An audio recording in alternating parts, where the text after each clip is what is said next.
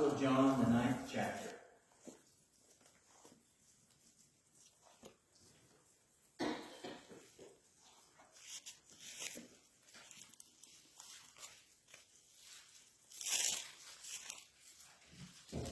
The story of Jesus healing the man who was born blind. This is a very unusual miracle. This story is very unusual in a lot of ways. And we probably won't get through all of them. In fact, I'm sure we won't get through all of them today. Because it starts out even in a weird way. Usually, when Jesus performs a healing, somebody comes to him. Somebody comes to him and goes, like the man being let down through the roof. And other times, it's still a lot like that. Turn to Matthew 5, verse 45.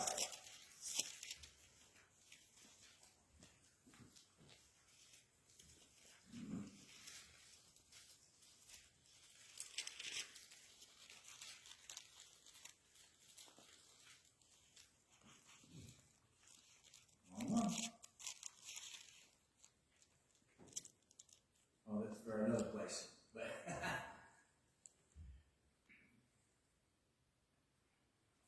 another time, it's down there. I got it. Okay, get my bearings again.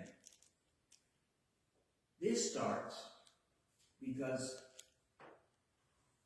Jesus' disciples see this man, and they come up with a theological question. In verse 2 it goes, and his disciples asked him, Rabbi, who sinned, this man or his parents, that he was born blind? Theological question. What's going on? He was born blind. So was he just born evil? Or was it his parents that sinned?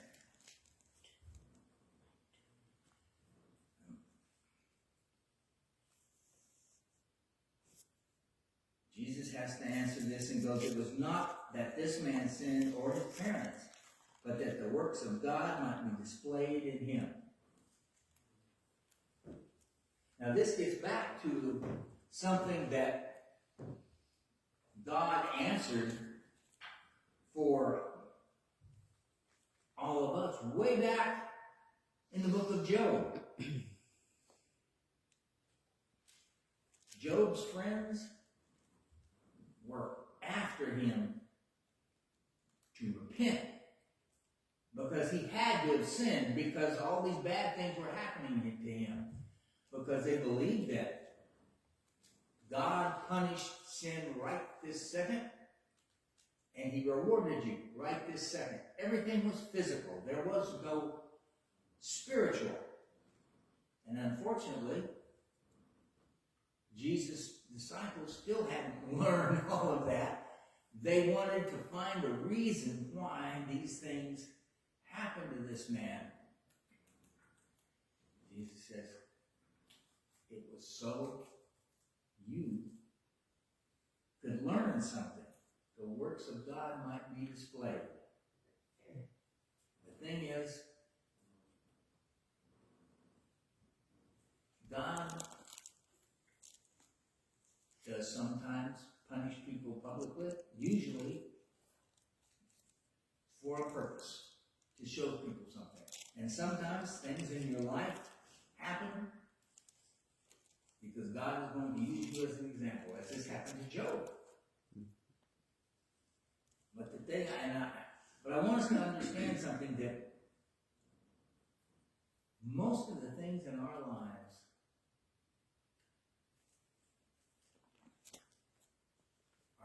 God weaves them in there.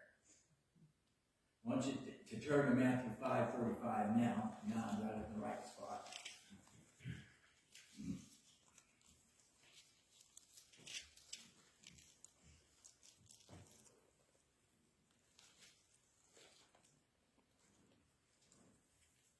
So that you may be sons of your Father who is in heaven. For he makes his sun rise on the evil and on the good, and sends rain on the just and the unjust. Most things in this life happen because you're in this life. God sends his rain on the good and the bad, sends his sunshine on the good and the bad.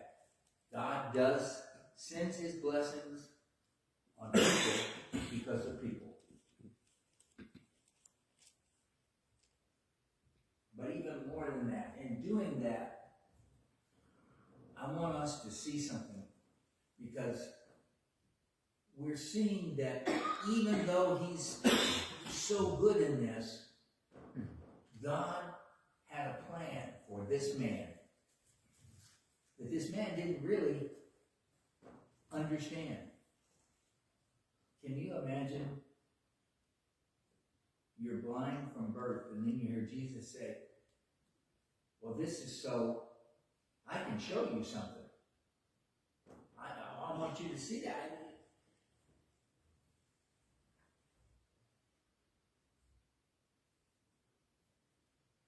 I love it when I see a joker, you know, because I can't even do 3 balls. I'm going to do 12. They'll do whatever. Just imagine. Everybody that is alive today, God is weaving every one of their lives together. He's got all of those balls in the air. He's working with every one of those, and with all of those that have lived in the past and will come. He's got all of those working together. So when you try to, I hate that person, I can't get him to stop calling. No, somebody did not open an account in my name. Shut up.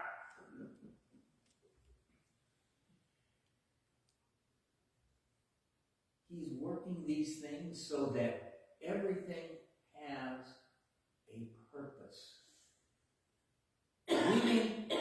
There's no way we can understand it until sometime looking back and we can go, okay, I can understand why this good thing happened to me.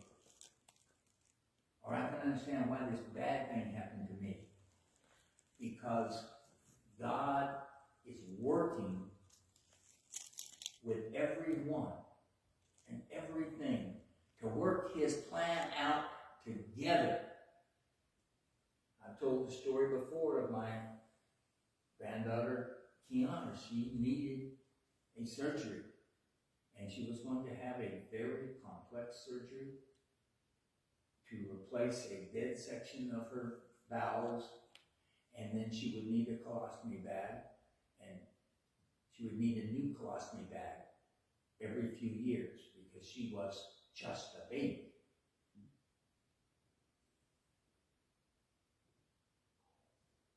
She went for the surgery. That very day, there was a new surgeon. That was his first day in the hospital.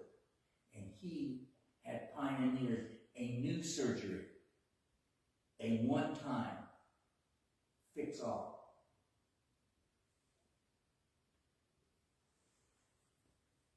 First time he performed that surgery in that hospital was on my granddaughter. His very first day in the hospital was the day that she was scheduled for a different surgery. You think God didn't work that out? He was there at the right time. My dad, even though he later was an elder, he didn't become a Christian until I was in my teens, late teens. He didn't come to church either. He'd take us to church and sit out in the car. One day, one kid decided he wanted to make a firecracker out of black powder.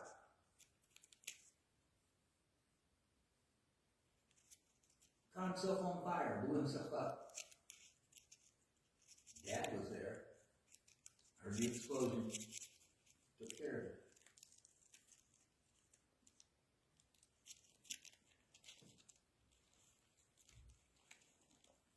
Early in my life,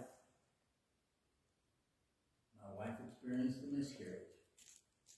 I could not understand that. I thought that was the most terrible, horrible, awful thing in the entire world.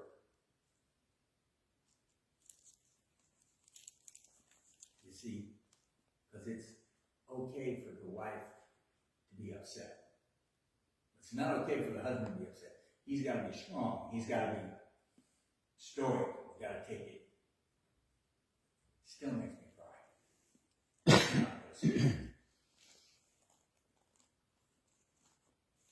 Not too many years later, we were at the children's home. There was a new set of house parents, young couple. They were coming to be there, and she had a miscarriage. But we were there to hold their hands and see them through. I didn't know why, but God was working things out.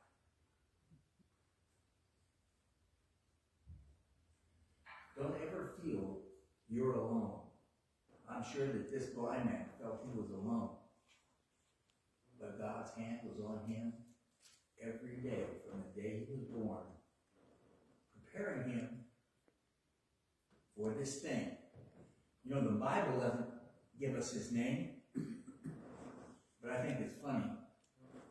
Both the Eastern Orthodox Church and the Catholic Church have him named. So this was so famous that even though the Bible didn't mention the name, even before the Catholic Church split from the Orthodox Church, this man's name was known.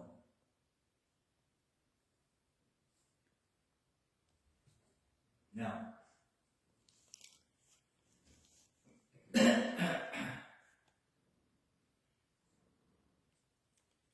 what makes this unique in another way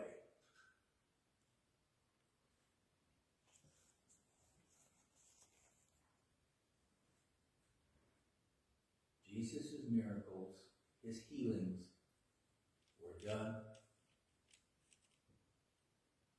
by a word. Now, one time, it was done by a touch.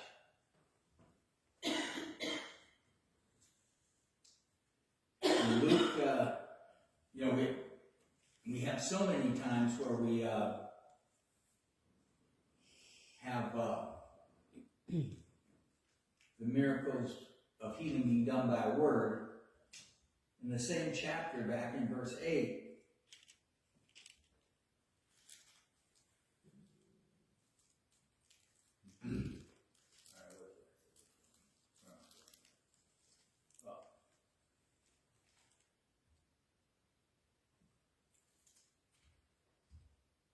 back in the 5th chapter, verse 8 of John, back in the same book, not same chapter. Jesus said to him, "Get up, take up your bed, and walk." And at once the man was healed, and he took up his bed and walked. That is the common way that Jesus healed people. Just There was one that was a little different. I want you to turn to Luke, the 8th chapter.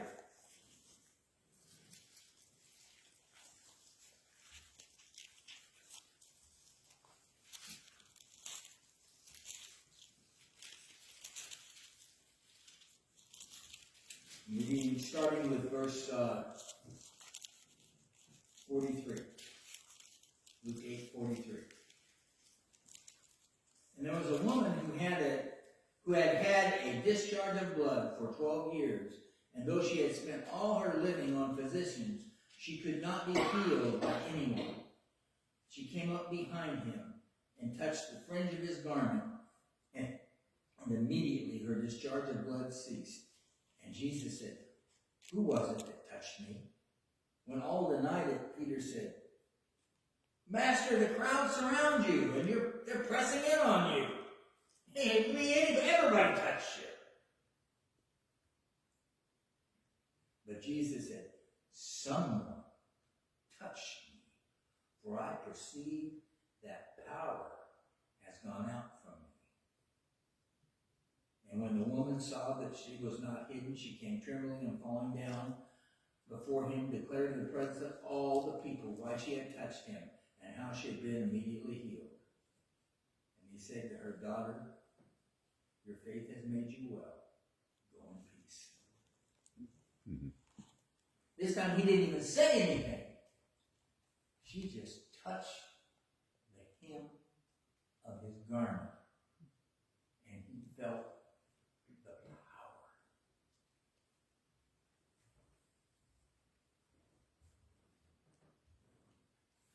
This healing is unique. So we'll go back to John, the 9th chapter, where we're to our story here.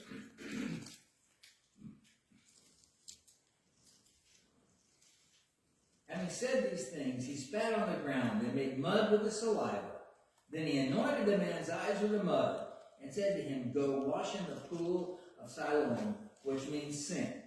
So he went and washed and came back seeing. He made an ointment for the guy's eyes. Now, this wasn't something that took 30 days to work. Put it on his eyes, said, "Go wash it off in the pool of Siloam." And he did, and he came back seeing. This is just as miraculous as any of the others, but this is unique. And it's for a purpose. And it's not even mentioned, the real purpose here.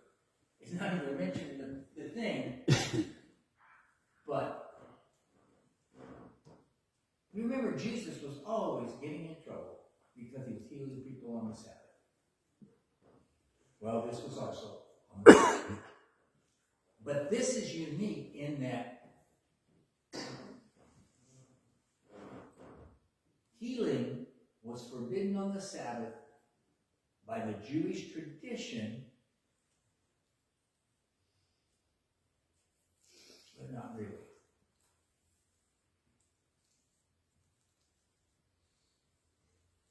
That was a generalization. The healing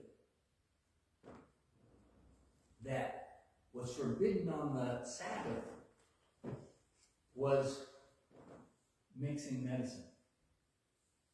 That was a healing that, even though he was always getting in trouble for healing on the Sabbath, because he healed on the Sabbath, because that's what people thought, oh, you're not allowed to heal on the Sabbath. But the rabbis had said the reason you couldn't heal on the Sabbath was because it meant that you would grind the medicine. And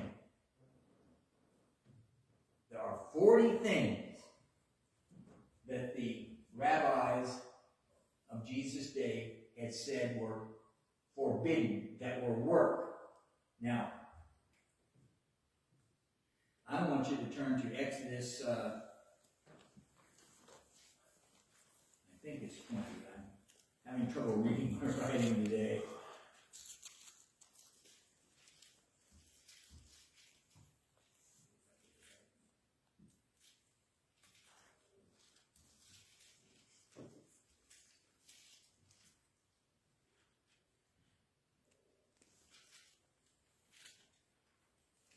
verses 8 to 11.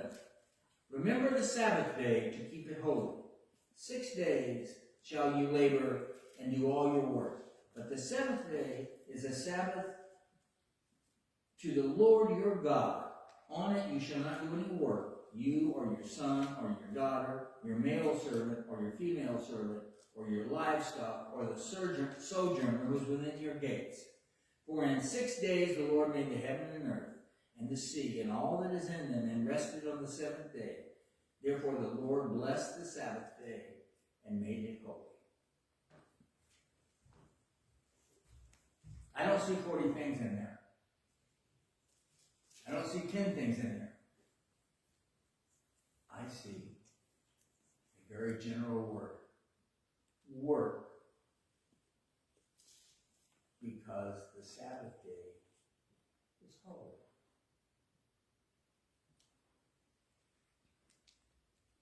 But the Jews, like many Christians today, set up fences to keep people from sin that God didn't make. They just put fences up to keep them so they don't get close to it.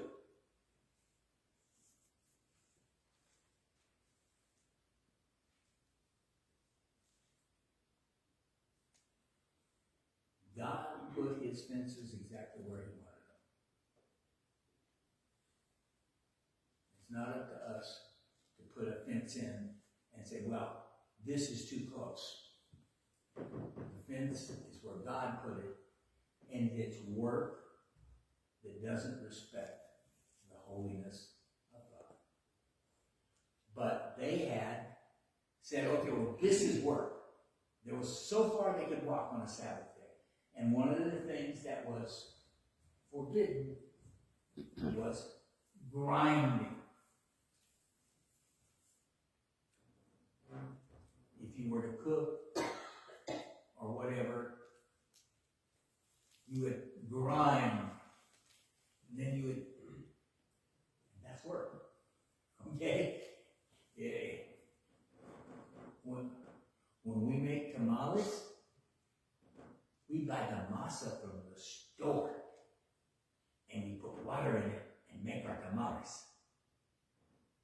I do not grab corn and throw it in a metate and grind that because that's okay. But they had, by adding that word, it's grinding. It's not even mixing. It's grinding. Well, that's. So this is the only one of Jesus' healings that actually even violated their interpretation of the Sabbath. And he didn't actually grind. He just mixed. But they threw a fit. They threw a fit about that. But I just wanted to say that this is in there, and this is one of the big reasons it's there, is to show us, to help us to understand about Jesus' healing on the Sabbath. That at no time did it even actually violate their rules. Even this time, it did not violate their rules that they put on for work.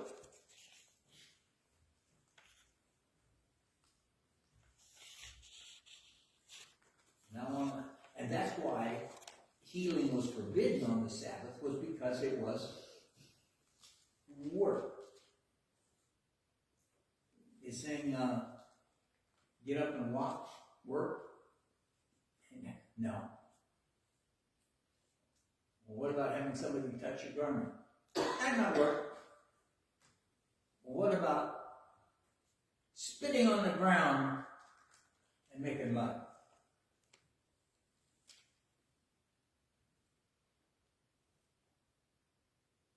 I am so old that, yes, I have made mud pies. work. And that was a whole lot of it. It was play.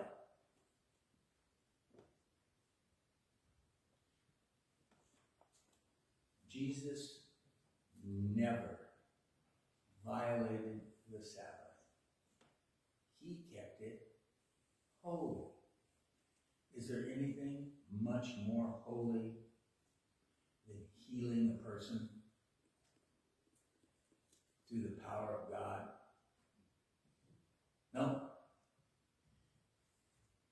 Jesus was actually honoring the Sabbath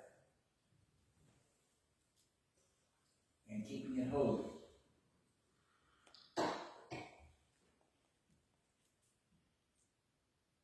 We have some more things that we're going to be getting here later from this, but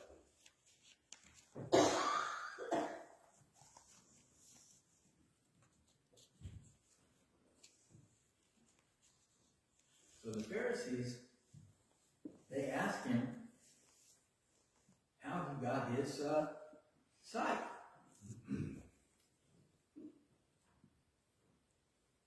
And he said to them, he put mud on my eyes, and I washed, and I see. Some of the Pharisees said, this man is not from God, for he does not keep the Sabbath.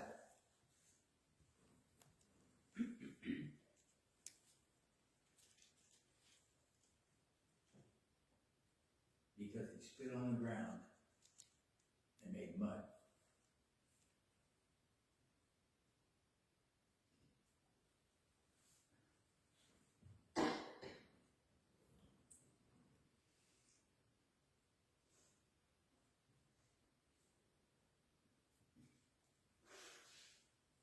We're going to get, next week, we're going to get into the back and forth that they had about this, because this was obviously, in their mind, something terrible. And yet, to this man who had been born blind, it was a wonderful thing. And so we're going to look at that whole interaction that he had with the Pharisees, with the religious leaders of his day.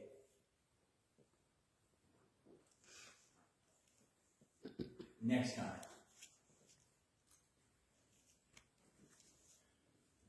Now, to end this, I'm going to end it totally different. We're going to go on a different tangent. I don't know if you know it, but we just passed another date for the rapture and the end of the world.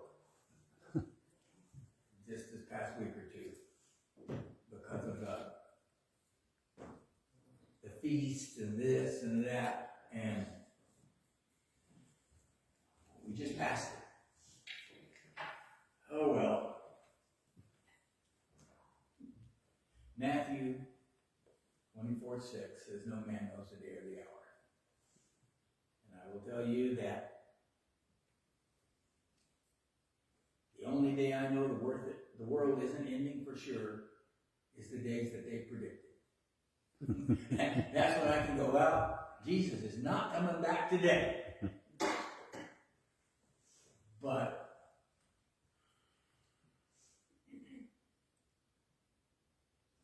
the thing is, when you look at the history of mankind, when you look at the history of the last 2,000 years, and however much time goes on before the Lord comes back,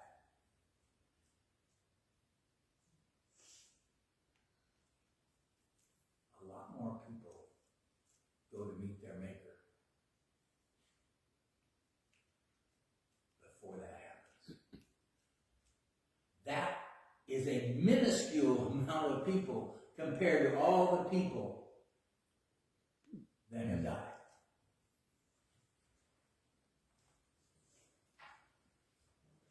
We do not know when our day is going to come. We don't know when the day of the Lord is going to come, and we don't know when our day is going to come.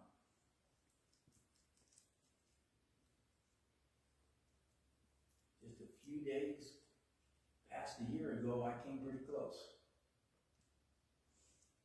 Didn't happen, but it could happen. And it could happen today. The thing is, people need to stop looking to find when the Lord is going to come back, because they may not be alive when he comes back. We need to be ready every day, because every day is somebody's last. And we want to be able, like Job, to say, I know my Redeemer lives. That. Not guess, not think, not say, well, I'm going to throw myself on God's mercy, because